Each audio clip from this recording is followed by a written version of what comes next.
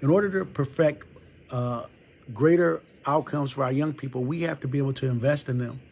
A job program in which we talked about here in the city of Flint. I put it before city council, the current city council now 4 times, and we're going to continue to put it before them to be able to get them to vote in support of having summer jobs for our young people. We know having productive places for our kids to go and grow, it reduces crime in our community. For some council members, there's only 2 that really push back against this. We need to ask them the questions, why are they voting against this? And I can give you why I think so, because it's about malice and hate. They may not like me as a mayor. They may want somebody else. But definitely they're holding the residents of this great community hostage. And you, the residents, need to speak back and speak against that. We need to ask them the questions, why are they voting against this? What organization is overseeing everything?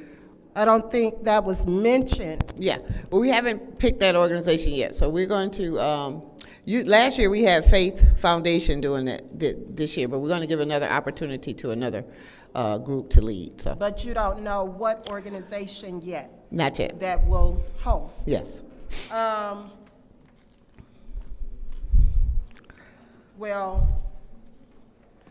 I would want to know the organization that's hosting the overall project as far as. We have a couple of choices between the United Way and Metro Community Development. So we're looking at those 2. You're looking at those 2. When will you know for sure? After we pass it, then we can ask them to do it for us. I just don't understand why the organization wasn't selected beforehand. I mean, because it's a process that we have to go through. So we're not going to go through the process if we're not going to get the resolution passed. So it's a process. I mean, we don't just pick them. We have to. And then I do see too that McCree Theater is one of the organizations, right? That was last year. That was last year. They will all have to apply again this year in order to be selected. Yes. And you don't have the new list of organizations that will host the. No. We haven't started the process yet. So we're trying to start earlier this year so that we could do the voting on which project's that's going to be selected. Oh. So last year, remember, it was kind of more rushed because we were toward the end of school already being out. But this year, if we pass it early, we have more time to go through the process of selection. So we don't have the overall organization who's gonna be, I guess, act as the fiduciary, and we don't know the 7 to 8 organizations that will host the youth.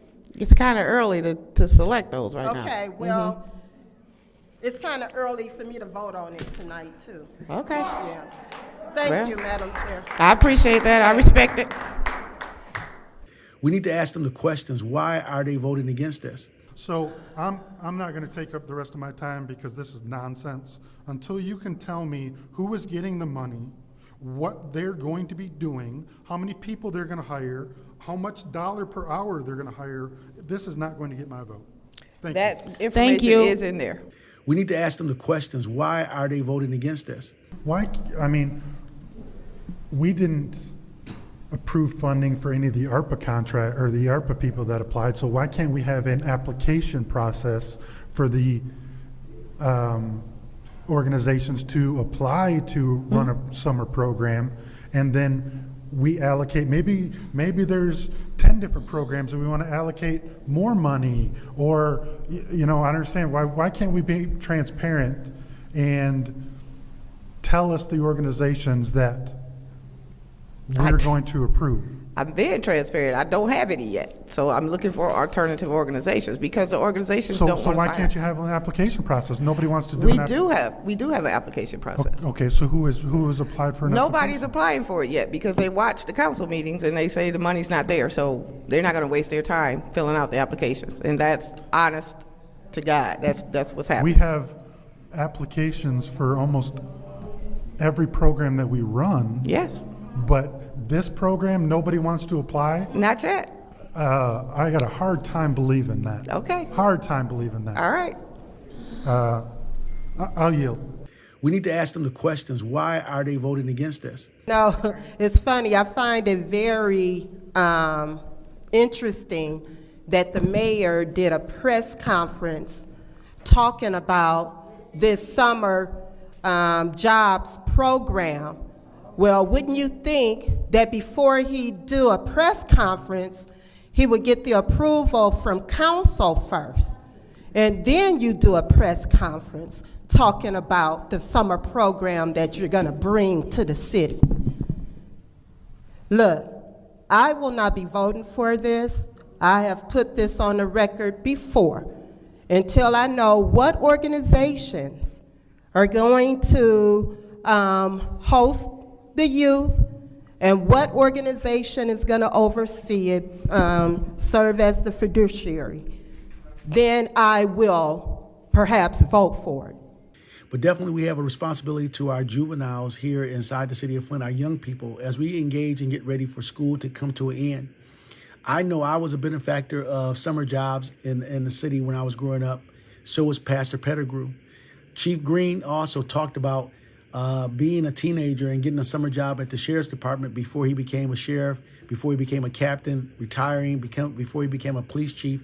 He was able to engage in that level of skill set, to be able to grow into that.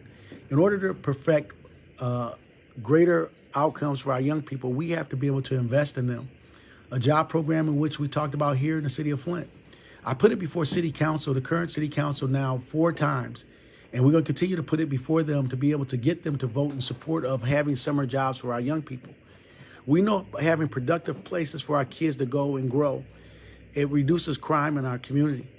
For some council members, there's only 2 that really push back against this.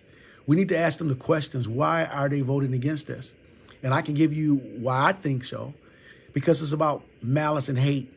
They may not like me as a mayor. They may want somebody else. But definitely they're holding the residents of this great community hostage. And you, the residents, need to speak back and speak against that. They waited a long time for the water stabilization fund to be put into position to be able to keep water rates down now, not to have them increase. Pay attention to what's going on. We have some council people with less than 50% attendance ratings, meaning that they come half the time, but they get 100% of pay. We need to be able to step up and step into an engagement and ask these individuals to be able to provide a level of service for a community that we deserve. I need your help. We can't do anything until we get someone in this 3rd seat. It takes 5 votes for the council to take action.